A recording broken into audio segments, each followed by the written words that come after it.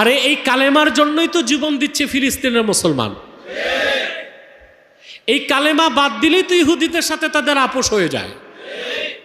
এই কালেমার জন্য তারা জীবন দিচ্ছে, আর তাদের পক্ষে মার্চ ফর গাজায় কালেমার পতাকা নেওয়া যাবে না। তেই মৌলবী আর প্রবক্তা বক্তাদের কি চিনে রাখুন যে এদের কানেক্টিভিটি আসলে কোথায় কার সাথে, এগুলো জাতিকে বোঝা উচিত।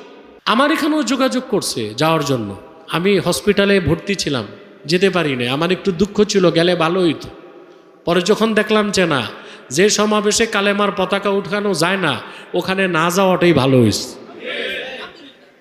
এবং পরবর্তীতে শুনলাম অনেক আহলুস সুন্নাল জামাতের ওলামায়ে কেরাম তাদের ডাকে উপস্থিত হয়েছিল। এই বেচারা এতিমদেরকে স্টেজে ওঠার সুযোগও দেয় নাই। এই যদি হয় হীনমন্যতা, বিভেদ এবং হিংসা, তো তারা কিভাবে ঐক্যের কাজ করবে?